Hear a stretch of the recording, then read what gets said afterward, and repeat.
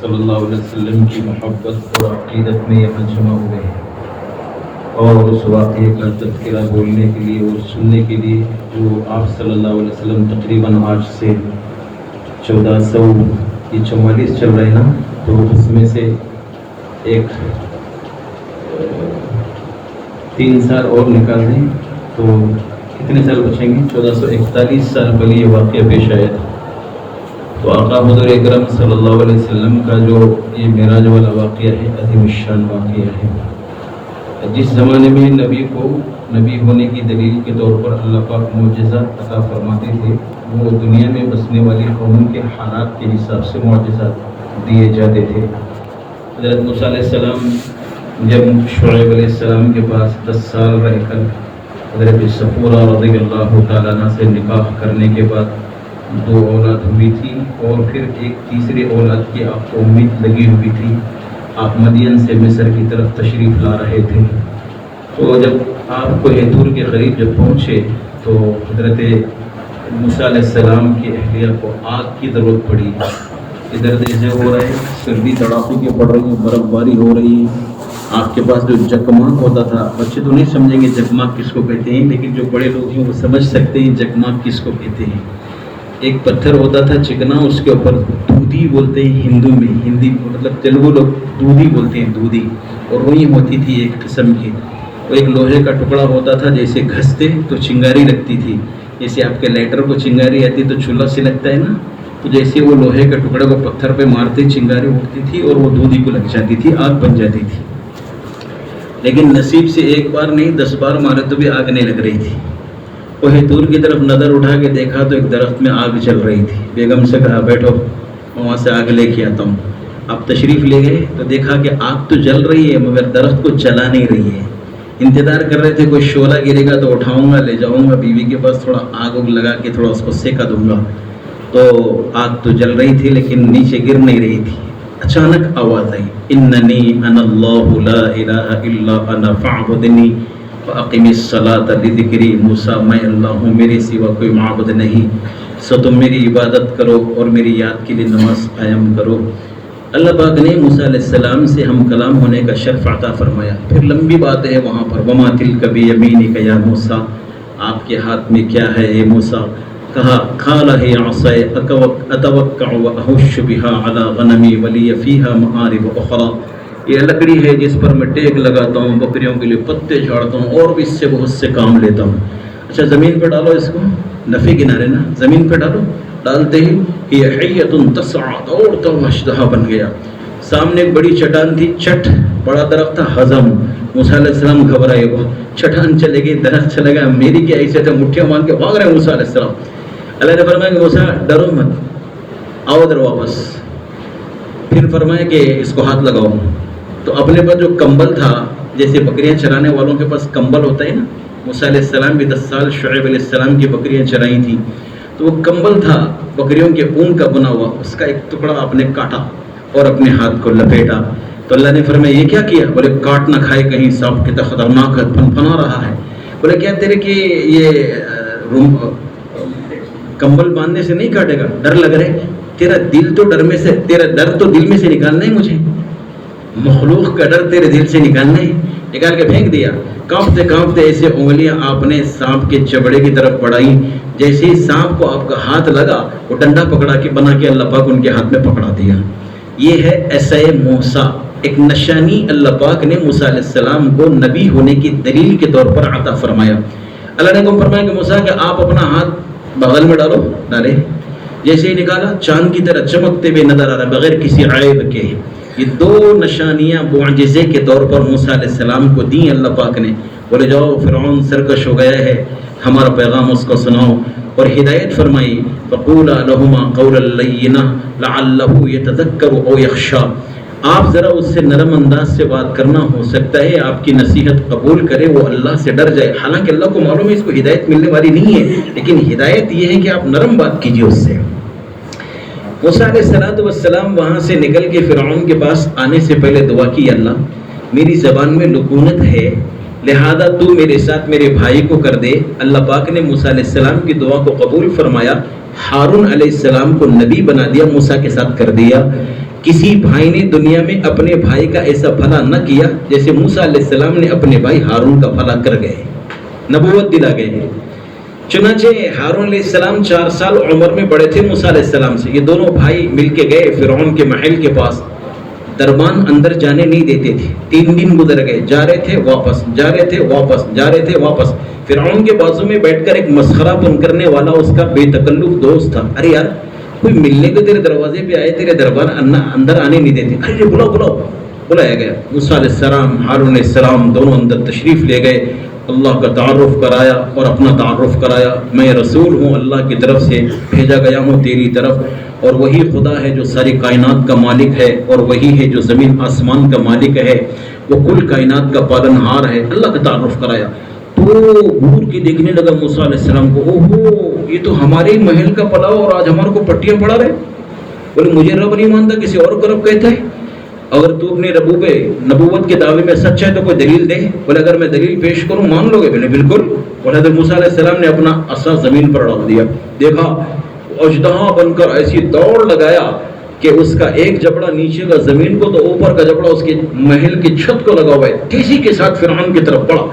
وہ کمبخت تخت کے نیچے آ گیا اور اس کا پیشاب پاخانہ نکل گیا۔ وہ سانپ کی گھبراہٹ کو دیکھ کر اس کے اوسان ختم ہو گئے، خدا بن کے بیٹھا ہے بدبخت۔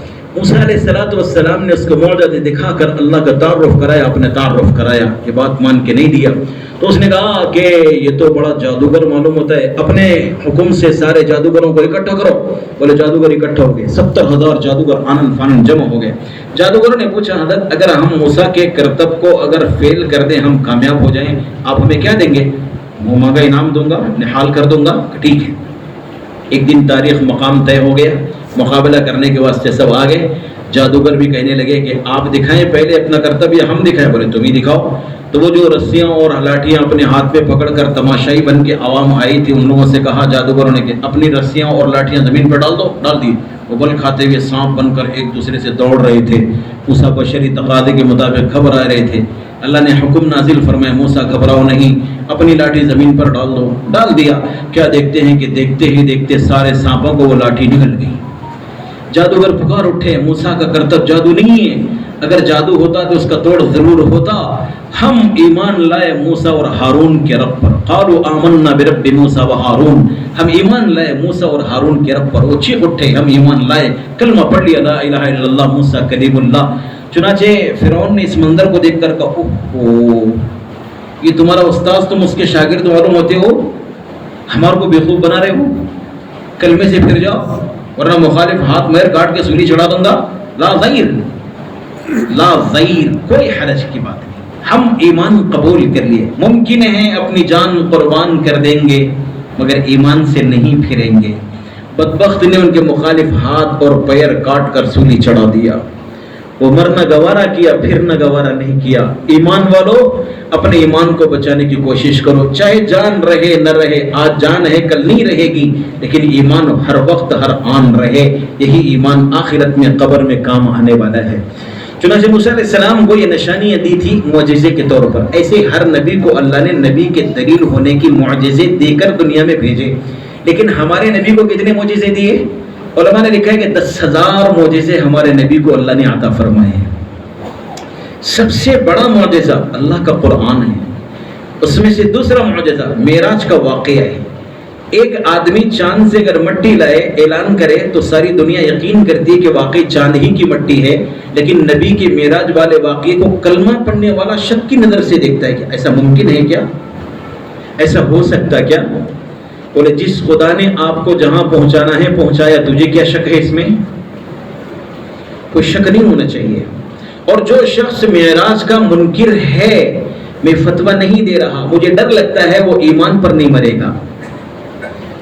جو واقعی معراج کا انکار کرے گا وہ ایمان پر نہیں مرے گا، ڈر لگتا ہے۔ اس لیے معراج کا جو واقعہ ہے وہ عظیم الشان واقعہ ہے۔ ہمارے نبی حضرت محمد رسول اللہ صلی اللہ علیہ وسلم کو اللہ پاک نے عالم برزخ کے احوال دکھائے، 7 آسمانوں کی سیر کرائی، جنت اور جہنم کا مشاہدہ کروایا، عرش معلیٰ پر بلایا، براہ راست کلام فرمایا، 3 تحفے خاص طور پر آپ کو عطا کیے گئے ہیں۔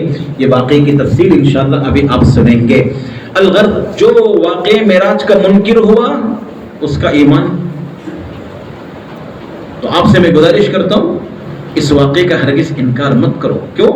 قرآن کی 8 آیات میں اللہ پاک نے واقعہ معراج کو بیان فرمایا ہے. بے شمار صحابہ کرام اس واقعے کو نقل کرنے والے، شاید کوئی حدیث کی کتاب ہے جس میں واقعہ معراج ذکر نہ کیا گیا ہو. بہت ساری حدیث کی کتابوں میں واقعہ معراج کا تفصیل کے ساتھ بے شمار صحابہ سے مروی ہے. یہ روایت حضور اکرم صلی اللہ علیہ وسلم خود اپنے سفر کی روایات سناتے ہیں. آپ نے خود سنایا ہوا ہے. تو الغرض ہمارے نبی کو کتنے معجزے دیے گئے؟ 10,000 معجزے. ایک معجزہ سنو. ابو جہل حضور کی خدمت میں آیا، کہنے لگا محمد میرے ہاتھ میں کیا ہے بتاؤ. آپ نے فرمایا چچا میں بتاؤں آپ کے ہاتھ میں کیا ہے یا وہ بتائے جو آپ کے ہاتھ میں ہے میں کون ہوں؟ بولے آپ ہی بتائیں کہ یہ میرے ہاتھ میں کیا ہے کہ آپ کے بارے میں تعارف کرائیں کون ہے. مٹھی کھولیے پورا. آپ نے اشارہ کیا تو وہ کنکریاں جو ابو جہل کے ہاتھ میں تھیں وہ کلمہ شہادت پڑھ رہی تھی، اشہد ان لا الہ الا اللہ وانک محمد عبدہ ورسولہ. اس بدبخت نے یہ کھلا معجزہ دیکھ کر بھی کلمہ نہیں پڑھا. مکے والوں نے کہا اگر آپ واقعی نبی ہیں تو چاند کو 2 ٹکڑے کر کے بتائیے. آپ نے کلمے کی انگلی شہادت کیسے اٹھائی؟ چاند کے 2 ٹکڑے ہو گئے.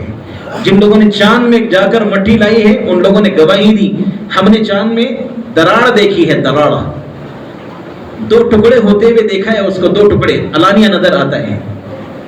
یہ حضور کے اشارے سے چاند کے 2 ٹکڑے ہوئے تھے اللہ کے حکم سے. میرے نبی صلی اللہ علیہ وسلم کھانے کے لیے تشریف فرمائے. ابو ہریرہ دروازے میں بیٹھے ہوئے ہیں. سارا کھانا آپ فارغ ہو گئے. ابو ہریرہ اٹھ کے دیکھ رہے تھے. حضور کی نظر مجھ پہ پڑے، مجھے بھی بلائے، بھوک زور سے لگ رہی ہے.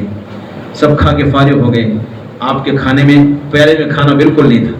وہ قریب نظر پڑی، اخیر میں سر گئے. ابو ہریرہ آؤ، قریب بلایا. آپ نے پورے پیالے میں جب انگلی کلمے کی پھیری تو حدیث میں آتا ہے چٹکی بھر کھانا نکلا. برتن صاف کرے تو آخر میں کتنا کھانا نکل سکتا ہے؟ چٹکی بھر. آپ نے فرمایا بسم اللہ پڑھو اور شروع ہو جاؤ. ابو ہریرہ نے بسم اللہ پڑھی اور وہ کھانا شروع کیا. ابو ہریرہ بیان کرتے قسم خدا کی اس کھانے سے میرا پیٹ بھر گیا. بے شمار معجزے، پانی میں معجزے، آسمان میں معجزے، چاند میں معجزے، سورج میں معجزے، ستاروں میں معجزے اور زندوں میں معجزے، مردوں میں معجزے، معجزے ہی معجزے آپ نے دکھائے. لیکن قوم نے، بہت کم لوگوں نے معجزات کو دیکھ کر کلمہ پڑھا، لیکن بہت سارے لوگوں نے آپ کے معافی کا جو اعلان کیا تو فوراً کلمہ پڑھ لیا. الغرض میرے آقا حضور صلی اللہ علیہ وسلم فرماتے ہیں جس قدر مجھے ستایا گیا خدا کی راہ میں کسی کو نہیں ستایا گیا. جس قدر مجھے خوف زدہ کیا گیا کسی کو خوف زدہ نہیں کیا گیا.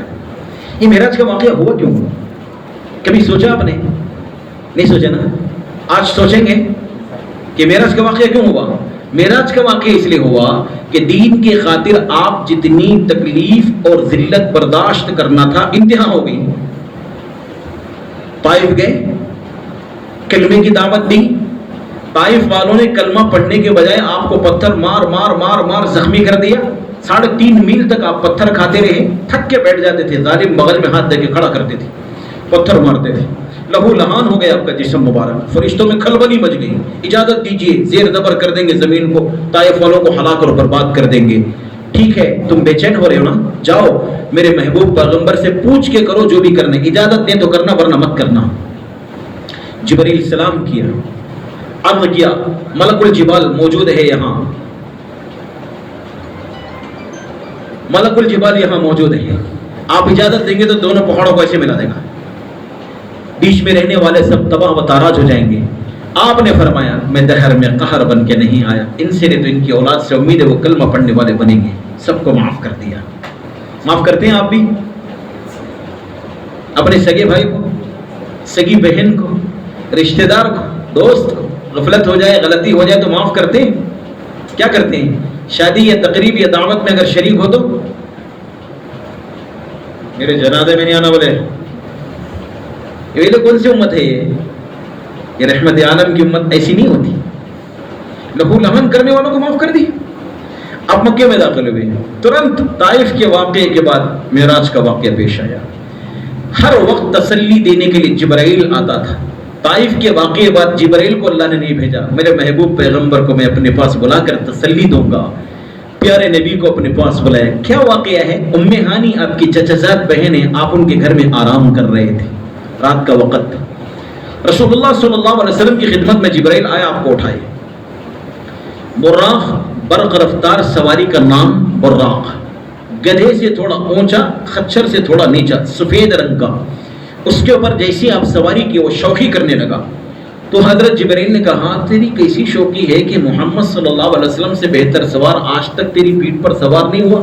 شرم کی وجہ سے پسینہ پسینہ ہو گیا. وہ یہاں ایک قدم ڈالتا تو حد نظر پر دوسرا قدم پڑتا تھا. محدثین نے حد نظر کے قدم کی مقدار جو لکھی ہے نا، وہ 2500 کلومیٹر پر ایک ایک قدم پڑتا تھا. آپ کو وہاں سے اٹھا کر حرم شریف میں لایا گیا، آپ کو لٹایا گیا، نیند لگ گئی، آپ کا سینہ چاک کیا، ناف تک، گلے سے ناف تک دل نکالا. 2 زمزم کے پانی سے آپ کے دل کو صاف دھو کر حکمت ایمان کے جو 2 پیالے تھے اس میں حکمت اور ایمان تھی، آپ کے دل میں ڈال کر پھر سینے کو برابر کر دیا گیا. وہاں سے اٹھا کر آپ کو لے جایا گیا. نخلستان کھجور کی کثرت سے درخت تھے. حضرت جبرائیل نے کہا اے محمد صلی اللہ علیہ وسلم یہاں 2 رکعت نماز پڑھی ہے. آپ نے 2 رکعت نماز پڑھی. نماز کے پڑھنے کے بعد پوچھا آپ کو پتہ ہے آپ نے کس مقام پر نماز پڑھی؟ کہا نہیں پتہ ہے. یہ صرف آپ کے دارالہجرت مکہ چھوڑ کر یہاں آپ مقیم ہوں گے، یہ یہاں آپ نے نماز پڑھی ہے. پھر آگے بڑھے، ایک مقام پر گزر ہوا. جبرائیل نے کہا یہ 2 رکعت نماز پڑھی ہے. 2 رکعت نماز پڑھی. آپ کو پتہ ہے آپ نے کہاں نماز پڑھی؟ مجھے نہیں پتہ ہے. بولے شجر موسیٰ وادی طوا، اللہ پاک نے موسیٰ علیہ السلام سے جو ہم کلام ہونے کا شرف عطا فرمایا ہے وہاں آپ نے نماز پڑھی ہے. پھر آگے بڑھے، ایک مقام پر گزر ہوا. جبرائیل نے کہا یہاں 2 رکعت نماز پڑھی. 2 رکعت نماز پڑھی. پھر پوچھا آپ کو پتہ ہے آپ نے نماز کہاں پڑھی؟ مجھے نہیں پتہ ہے. یہ مدین شعیب علیہ السلام کا مسکن، یہاں آپ نے نماز پڑھی ہے. پھر بلند ہوئے آپ صلی اللہ علیہ وسلم، ایک مقام پر گزر ہوا. جبرائیل نے کہا یہاں اتر کے 2 رکعت نماز پڑھی. 2 رکعت نماز پڑھی. پوچھا آپ کو پتہ ہے آپ نے نماز کہاں پڑھی؟ مجھے نہیں پتہ ہے. یہ آپ نے جو نماز پڑھی ہے شجر بیت اللحم عیسیٰ علیہ السلام کے پیدائش کی جگہ آپ نے نماز پڑھی ہے. پھر آگے بڑھے تو دیکھا ایک بڑھیا راستے میں بیٹھی ہوئی ہے، وہ سلام کر رہی ہے، السلام علیکم السلام علیکم. جبرائیل نے کہا جواب مت دیجیے. آگے بڑھے، ایک بڈھا بیٹھا ہوئے، السلام علیکم السلام علیکم. جبرائیل نے کہا جواب مت دیجیے. پھر آگے بڑھے، ایک جماعت پر گزر ہوا تو وہ سلام کرے، السلام علیک یا اول، السلام علیک یا آخر، السلام علیک یا حاشر. بولے اس کا جواب دیجیے. جواب دیے. آپ سے پوچھا جبرائیل نے آپ کو پتہ ہے وہ بڑھیا کون تھی اور بوڑھا کون تھا؟ مجھے نہیں پتا. وہ دنیا تھی بڑھیا جو آپ کو اپنی طرف مائل کرنا چاہتی تھی. اچھا وہ آپ اس کا جواب نہیں دیے. وہ بڈھا کون تھا معلوم ہے؟ بولے نہیں، وہ شیطان تھا جو اپنی طرف آپ کو مائل کرنا چاہتا تھا. اچھا وہ آپ اس کا جواب نہیں دیے. اچھا وہ جماعت کون تھی جو آپ کو سلام کر رہی تھی؟ مجھے نہیں پتا. بولے حضرت ابراہیم، موسیٰ، عیسیٰ، یہ جلیل القدر 3 پیغمبر تھے جو آپ کو سلام کر رہے تھے. کیا سلام کر رہے تھے؟ السلام علیک یا اول، السلام علیک یا آخر، السلام علیک یا حاشر. آدم کا خمیر تیار ہو رہا تھا، اس وقت بھی میرے نبی محمد رسول اللہ صلی اللہ علیہ وسلم نبی تھے. سب سے اخیر میں آئے. قیامت آپ کے قدموں پر قائم ہوگی. کسی کی ماں نے ایسا لال جنا ہی نہیں جو محمد رسول اللہ سے پہلے اپنی زبان کھول سکے. اللہ اعلان کرے گا خبردار حشر والوں چپ رہو، میرے محبوب پیغمبر خطبہ دیں گے. آپ صلی اللہ علیہ وسلم سب سے پہلے ارشاد فرمائیں گے. اس معنی کر کے آپ حاشر ہوئے، السلام علیک یا حاشر. پھر آگے بڑھے آپ صلی اللہ علیہ وسلم. دیکھا بعض لوگوں کے ناخن تانبے اور لوہے کے ہیں، اپنے چہرے اور سینے نوچ رہے ہیں. یہ کیا ماجرا ہے؟ بولے آپ کی امت کے وہ لوگ ہیں جو مسلمانوں کی پیٹھ پیچھے برائی بیان کرتے ہیں.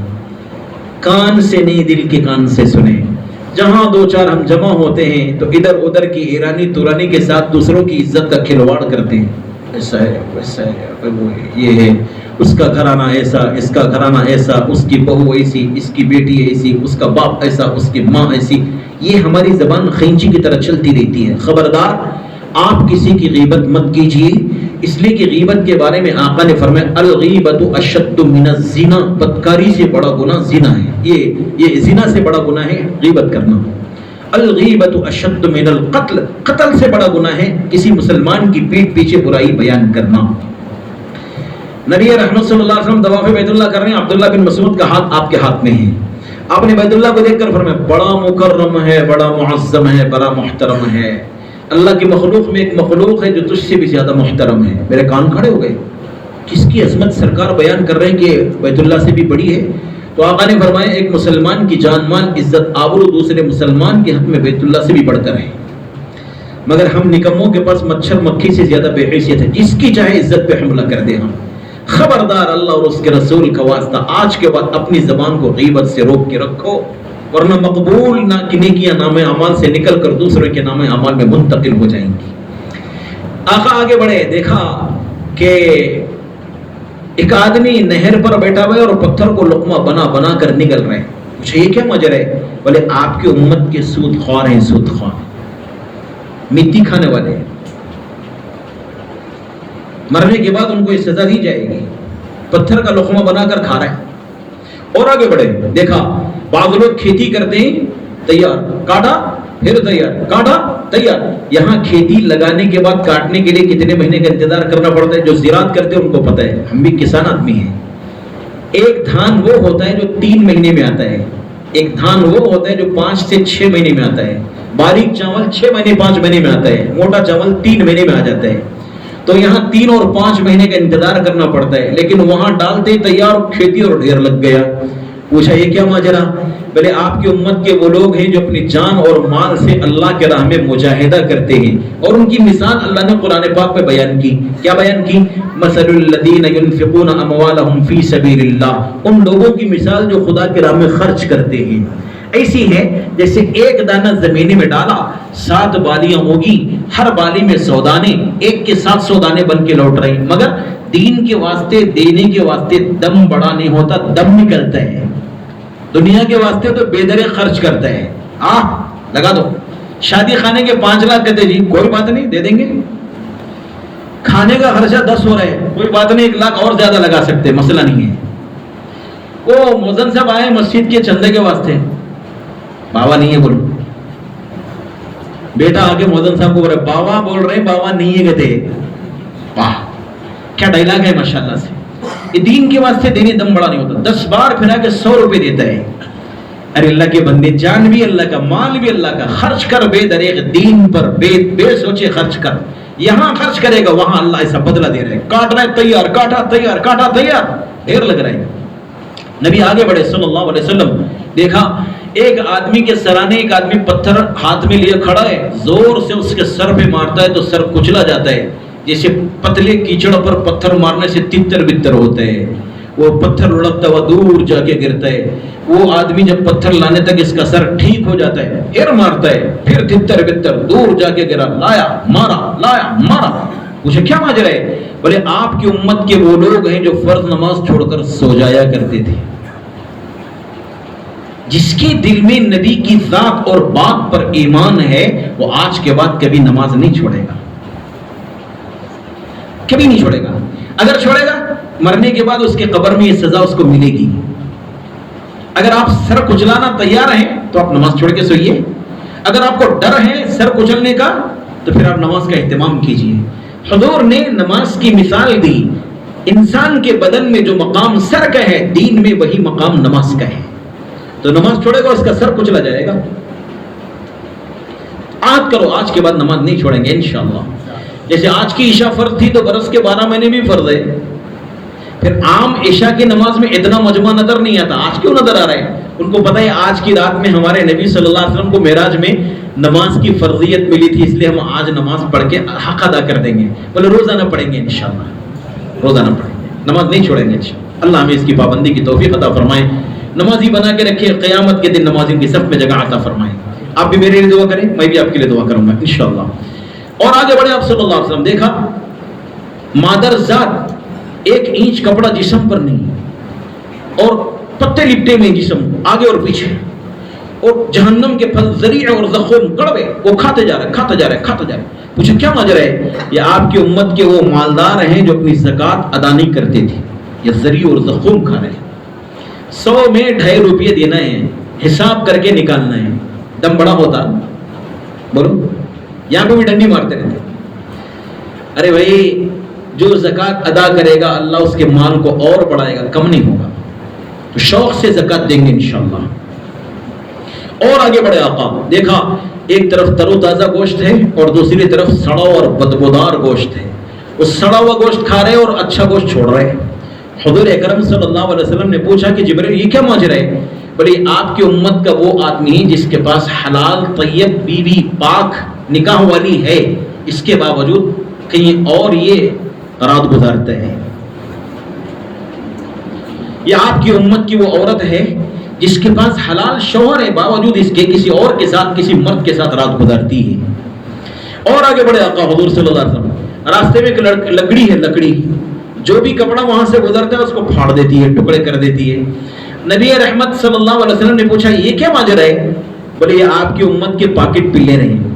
میں ایک مرتبہ بس میں چڑھا، کنڈکٹر کو پیسے دیا، ٹکٹ لیا، اور ٹکٹ اور پیسے چلر واپس کرتے ہوئے کنڈکٹر صاحب سمجھا نہیں، وہ ٹکٹ لے کے مجھے میرے صاحب وہ کیا بول رہے ہیں میرے کو سمجھ میں نہیں آیا. جی ہاں ٹھیک ہے، بس بات تو سمجھ میں نہیں ہے. میں جہاں اتر رہا تھا میرا آخری اسٹاپ، تو اس کنڈکٹر نے کہا آپ کے بازو میں ایک پاکٹ پلیئر تھا، تو میں بول رہا تھا ذرا پیسے جتن سے بول کے اشارہ دے رہا تھا. یہ کنڈکٹروں کو معلوم ہے یہ پاکٹ پلیئر کونے بیٹھے ہیں، ان کو پتا ہے اس کا، لٹیرے ہی ڈاکو ہی پاکٹ مارتے رہتے، ان کا کام ہی چاہیے کچھ کام نہیں، بس دن بھر پاکٹ مارنا، اپنا پیٹ پالنا. تو یہ لکڑی وہی ہے جو کپڑا پھاڑ دیتی ہے. یہ آپ کی امت کے پاکٹ پلیئر اور چوری کرنے والے ڈاکو ہی بنے. اچھا، اور آگے بڑھے آپ صلی اللہ علیہ وسلم، دیکھا بعضی لوگوں کے ہونٹ اور زبان کو آگ کی قینچیوں سے کاٹا جاتا ہے. کاٹے پھر ٹھیک ہو گئی، پھر کاٹے ٹھیک، پھر کاٹے ٹھیک. یہ کون ہے؟ یہ آپ کی امت کے واعظ اور خطیب ہیں جو لوگوں کو دین کی اچھی باتیں بتاتے تھے مگر ان باتوں پر خود عمل نہیں کرتے تھے. اللہ میری اور سارے امت کے خطیبوں کی حفاظت فرمائے. بڑا نازک معاملہ ہے، بہت نازک معاملہ ہے. یا اللہ جو کچھ میں کہوں مجھے اس پر عمل کی توفیق دے، اور جو دین کی بات مجھ سے سن رہے تو ان سب کو بھی عمل پہ کھڑا کر دے، ہم سب کو اپنا بنا لے، آپ ہمارے ہو جائیے یا اللہ. تو آپ صلی اللہ علیہ وسلم اور آگے بڑھے، دیکھا کہ خوشبو آ رہی ہے. سرکار دو جہاں صلی اللہ علیہ وسلم نے پوچھا کہ خوشبو کیسی؟ بولی جنت کی خوشبو ہے. پھر اور آگے بڑھے آپ صلی اللہ علیہ وسلم، دیکھا بدبو آ رہی ہے، خطرناک بدبو. پوچھا یہ کیا ماجرا ہے؟ بولے یہ جہنم کی بدبو ہے، اللہ حفاظت فرمائے. یہ سارے واقعات کے محدثین نے بیت المقدس میں داخل ہونے سے پہلے بیان فرمائے ہیں. اس کا مطلب یہ ہوا کہ جو آدمی جیسی دنیا میں زندگی گزار کر جائے گا، قبر میں اس کے ساتھ ویسے ہی معاملہ کیا جائے گا. محتاط رہنا، یہ بچوں کا کھیل نہیں ہے، کسی پیپر کی نیوز اور خبر نہیں، کسی ٹی وی کی بتائی ہوئی بات نہیں، یہ اللہ اور اس کے رسول کی بات ہے اور سچ ہے. اس میں ذرہ برابر شک اور شبہ بالکل نہیں ہو سکتا. لہذا آقا حضور صلی اللہ علیہ وسلم اس شان کے ساتھ بیت المقدس کے پاس جب پہنچے تو جس پتھر سے انبیاء علیہ السلام اپنے سواریوں کو باندھا کرتے تھے، اس پتھر میں ایک زمانہ گزرنے کی وجہ سے جو سوراخ تھا وہ بند ہو گیا تھا. جبرائیل نے اپنی انگلی سے اس کو سوراخ کیا، آپ نے اپنے براق کو اس کو باندھ دیا.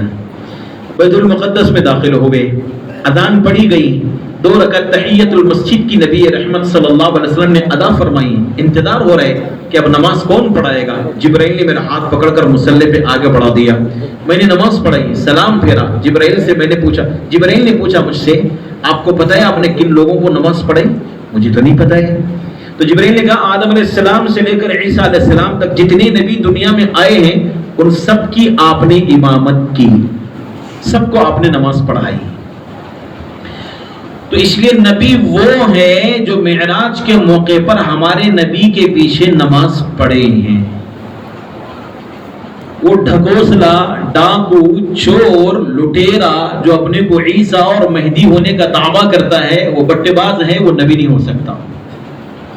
مختصر تعریف نبی ہونے کی یہ ہے کہ نبی کس کو بولیں گے؟ جنہوں نے معراج کے موقع پر ہمارے نبی کے پیچھے نماز پڑھی وہ نبی ہیں. یہ بعد میں آنے والے جتنے بھی دعوے دار ہیں جھوٹے ہیں، ایمان کے ڈاکو اور لٹیرے ہیں. ان سے ہمارے کو کوئی سروکار نہیں ہے، ان کی بٹے بازی میں کوئی شک نہیں ہے اور ان کے جھوٹ میں بھی کوئی شک نہیں ہے. جیسے آپ نماز سے فارغ ہوئے، انبیاء کرام سے ملاقات ہوئی، آدم علیہ السلام سے، نوح علیہ السلام سے، ابراہیم علیہ السلام سے، موسیٰ علیہ السلام سے، داؤد علیہ السلام سے، سلیمان علیہ السلام سے، حضرت عیسیٰ علیہ السلام سے، ان سب سے ملاقات ہوئی. آپ کے سامنے پیالے لائے گئے. ایک روایت میں 3 ہیں، شراب کا پیالہ، پانی کا پیالہ، دودھ کا پیالہ. ایک اور روایت میں کہ شہد کا بھی پیالہ تھا، الگ سے روایت ہے. یہ تین کا ذکر تو ایک حدیث میں ہے، چوتھی بات کا ذکر دوسری حدیث میں ہے. 4 پیالے آپ کے سامنے پیش کیے گئے. آپ نے دودھ کے پیالے کو اٹھایا، آدھا پی کر چھوڑ دیا، شہد میں انگلی ڈبائی، اس کو بھی نوش فرمایا. تو جبرائیل نے کہا آپ نے فطرت کو قبول کیا. پانی لیتے آپ کی امت ڈوب کر ہلاک ہو جاتی، شراب لیتے آپ کی امت گمراہ ہو جاتی. دودھ کو اپنے فطرت کو لیا ہے، شہد میں سے بھی نوش فرمائے ہیں.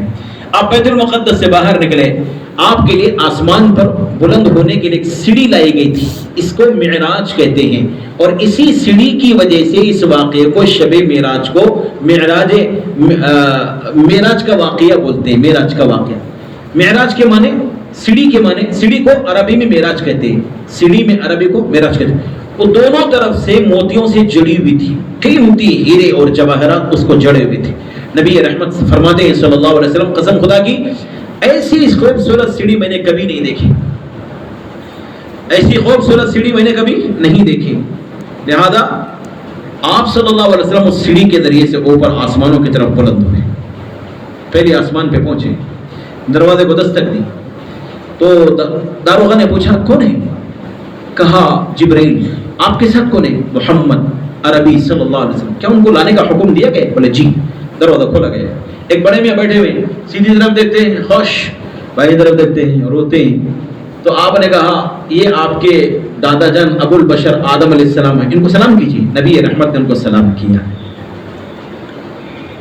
پھر پوچھا یہ کیا ماجرا ہے؟ سیدھی طرف دیکھ کے خوش ہوتے ہیں اور بائیں طرف دیکھ کے رنجیدہ ہوتے ہیں.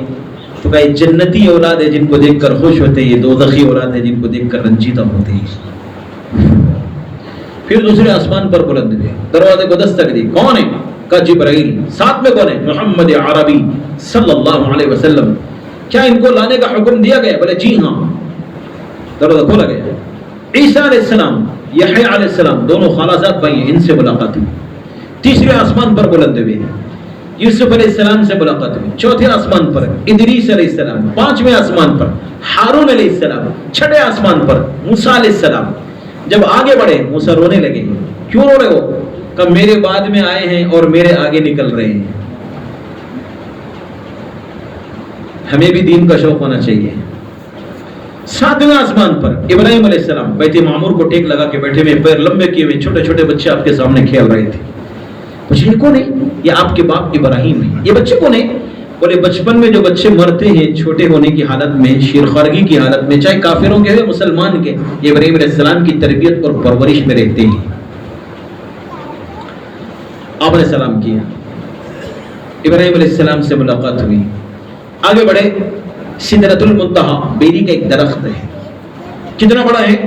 جس کے ایک سائے سے دوسرے سائے کو پہنچنے کے واسطے عربی گھوڑے پر 70 سال کا عرصہ لگتا ہے. اتنا بڑا درخت ہے.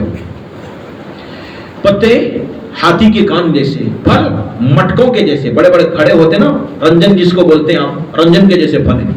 پتنگے رنگ برنگے اس کو لٹکے ہوئے، چاندی سونے ہیرے جواہرات کے، فرشتے اس کو گھیرے ہوئے ہیں.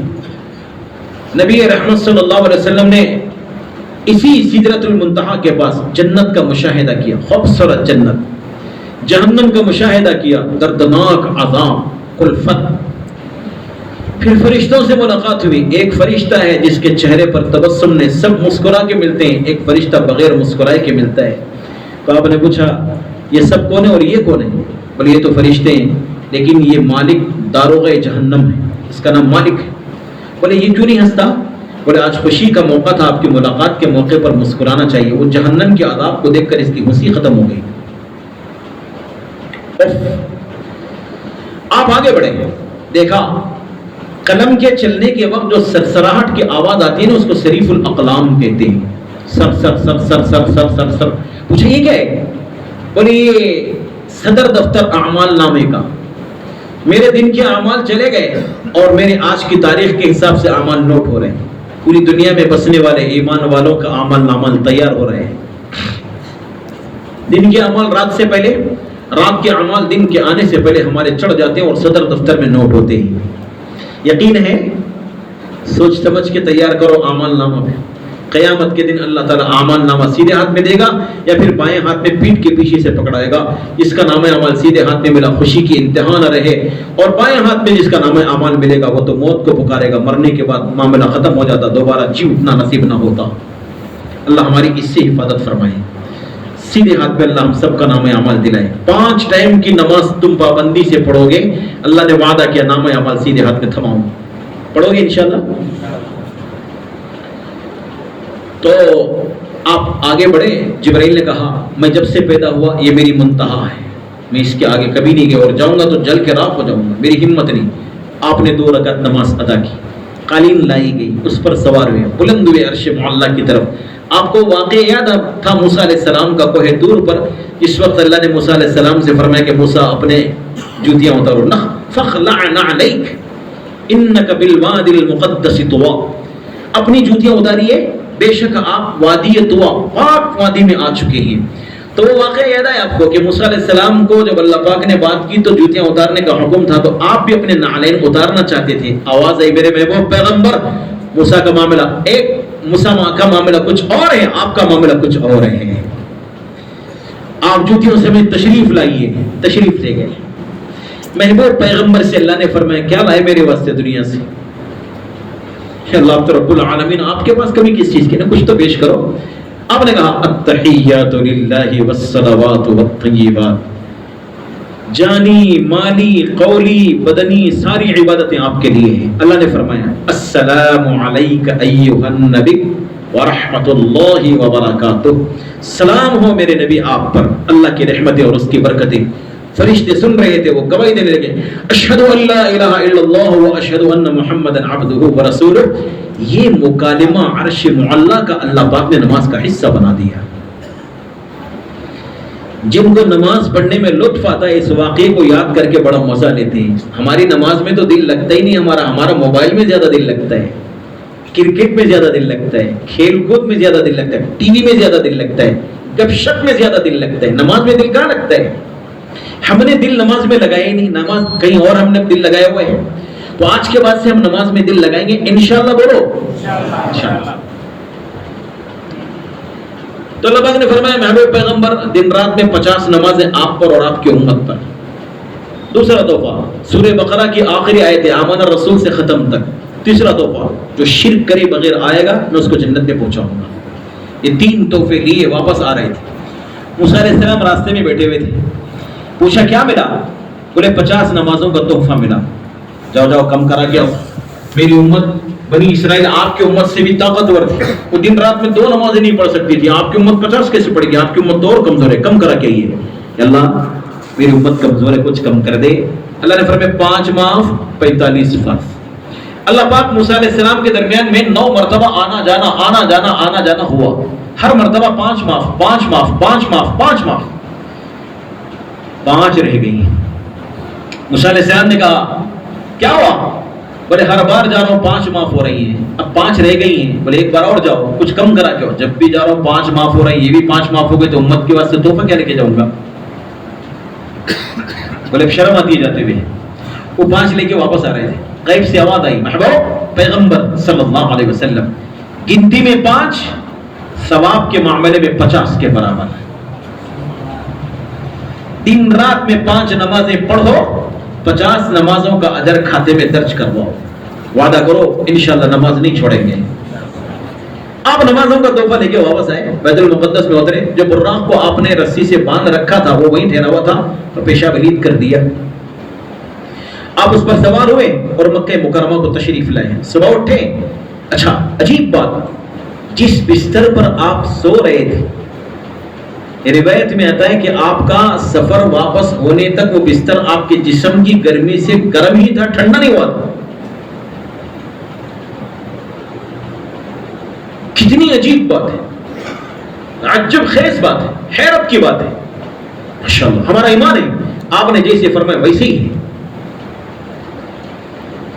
تو پھر صبح اٹھے, اپنے رات کے سفر کی رودات سنائی. جن کے نصیب میں شقاوت اور بدبختی تھی, ان لوگوں نے آپ کے اس واقعے کو سن کر مذاق اڑایا, تالیاں پیٹی, ٹھٹا کرنے لگے. اوہو دیکھو جی محمد تو زمین کی باتیں کرتے تھے اب تو آسمانوں کی باتیں کرنے لگے ہیں. لوگ حضرت صدیق اکبر کے پاس آئے, کہنے لگے اگر کوئی آدمی کہے کہ میں ایک ہی لمحے میں یہاں سے بیت المقدس پھر وہاں سے 7 آسمانوں کی سیر کیا, آپ یقین کریں گے؟ وہ کہتے ہیں کہ آپ کے نبی محمد صلی اللہ علیہ وسلم, اگر وہ کہتے تو سچ کہتے ہیں.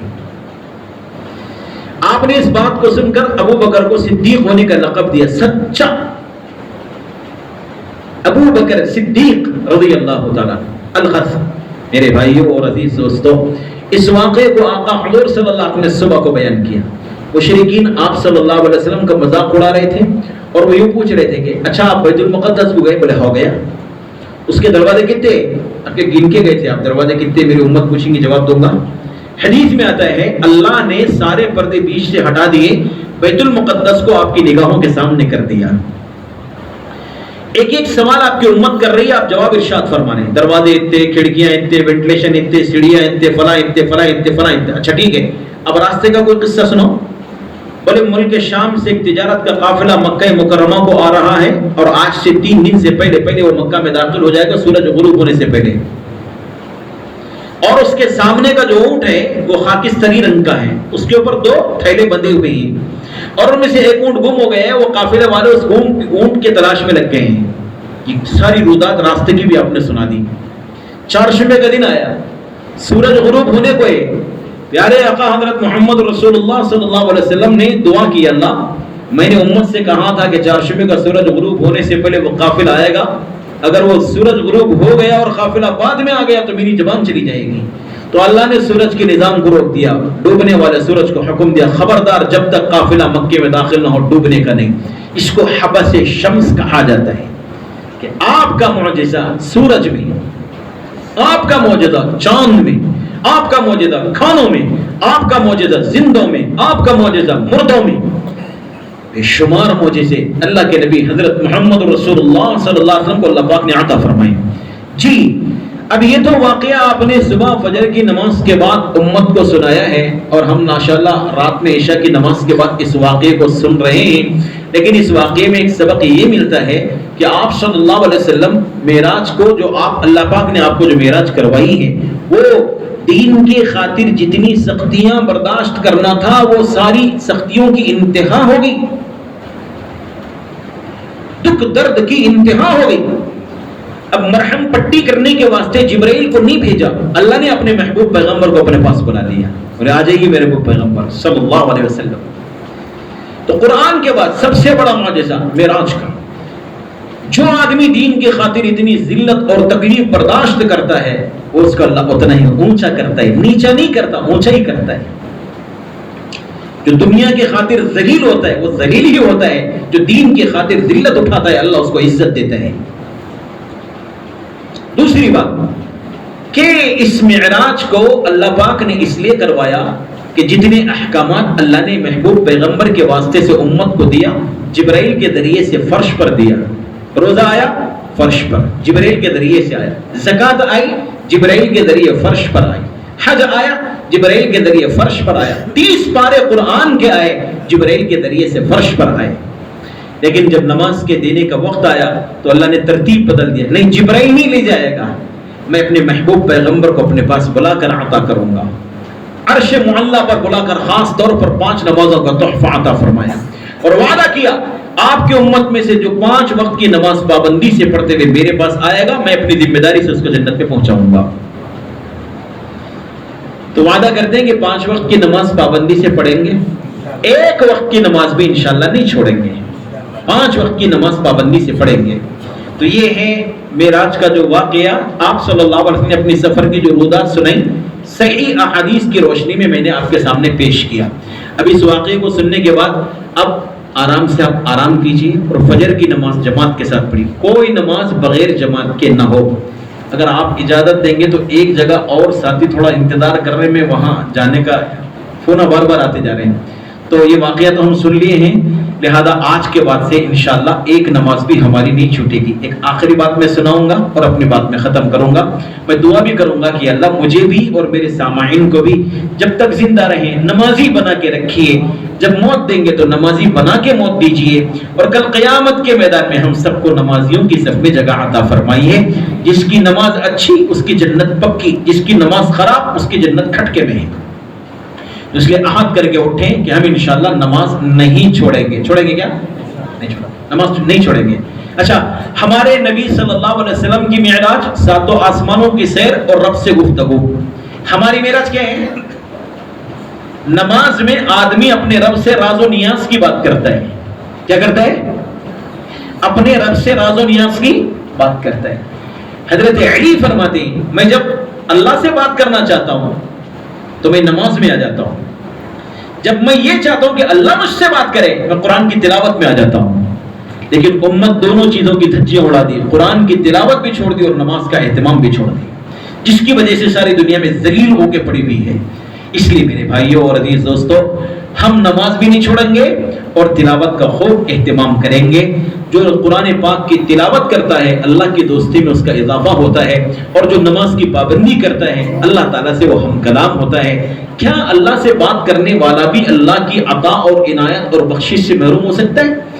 ایک بات آقا حضور صلی اللہ علیہ وسلم نے ارشاد فرمائی، جو شہنشاہ کا دروازہ کھٹکاتا ہے اس کے لیے دروازہ کھولا ہی جاتا ہے۔ تو نمازی اللہ کے دروازے کو کھٹکانے والا ہوتا ہے، اس کے لیے اللہ دروازہ کھولتا ہی ہے، اس کو عطا فرماتا ہی ہے۔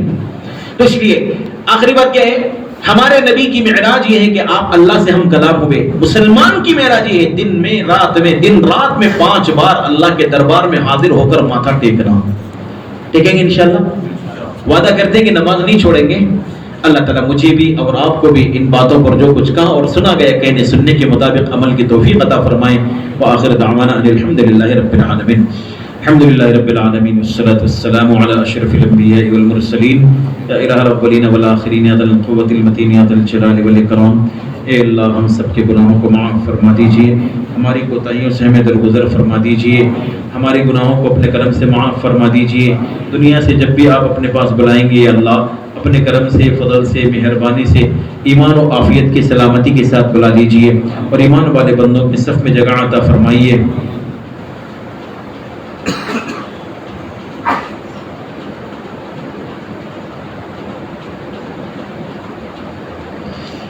یا اللہ ہم سب کے گناہوں کو معاف فرما دیجئے، نبی کی سچی محبت نصیب فرمائیے، نبی پاک صلی اللہ علیہ وسلم کی سچی غلامی اور اطاعت نصیب فرمائیے۔ جب بھی اللہ موت دیں گے ایمان کی بقا کے ساتھ موت نصیب فرمائیے، قبر کے عذاب سے اور دوزخ کی آگ سے ہم سب کی حفاظت فرمائیے، اور اللہ دنیا بھر میں جتنے بیمار ہیں سب کو صحت دیجئے۔ یا اللہ نسیم بیگم، طاہرہ بیگم، طاہرہ سلطانہ، یا اللہ ان کو صحت و عافیت سے نواز دیجئے، ان کی بیماری کو شفا میں بدل دیجئے۔ آپ اپنے غیبی خزانے سے ان کو صحت دینے کا فیصلہ فرما دیجئے، ان کی دعاؤں میں شفا ڈال دیجئے، ان کے خاندان کے دکھ کو خوشی میں بدل دیجئے، ان کے حق میں ہماری دعاؤں کو قبول فرمائیے۔ اللہ ترکی اور شمال کے شام میں بدترین زلزلہ آیا ہے، کتنے لوگ اس ملبے میں پھنس گئے اور دنیا سے رخصت ہو گئے، سب کو جام شہادت عطا فرمائیے، اور جو فضیلت شہادت والوں کی ہے ان کو مقدر فرمائیے، اور کروٹ راحت عطا فرمائیے، اور اے اللہ جو بچ گئے ہیں ان کے رہنے کا کھانے پینے کا انتظام فرمائیے، غیبی نصرت اور مدد شامل حال فرمائیے۔ اے اللہ ہمیں رمضان کا بے چینی کے ساتھ جیسے نبی انتظار کرتے تھے ویسے انتظار کرنے والا بنائیے، رمضان کو اپنے اعمال کے ساتھ مزین کرنے کی توفیق عطا فرمائیے۔ اللہ کھانے پینے اور کپڑا پہننے کے واسطے نہیں بلکہ آپ کو راضی کرنے کے واسطے اعمال سے جوڑ کر اور اعمال کے ساتھ گزارنے کی توفیق عطا فرمائیے۔ ذوق شوق سے روزہ رکھنے والا، تلاوت کرنے والا، تراویح پڑھنے والا، شب قدر کی جستجو کرنے والا، اعتکاف کرنے والا بنا کے ہمیں رمضان کا مبارک مہینہ عطا فرمائیے۔ اے اللہ ہماری دعاؤں کو اپنے فضل و کرم سے قبول فرمائیے۔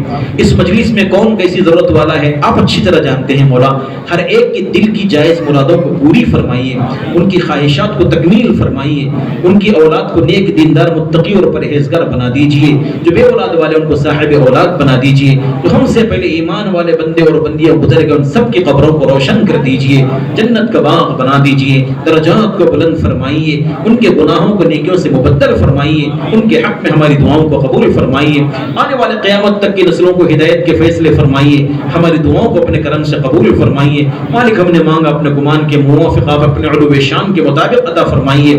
جزا اللہ عنا محمد ما هو اهله صلی اللہ علیہ وسلم برحمتک یا ارحم الراحمین والحمد للہ رب العالمین۔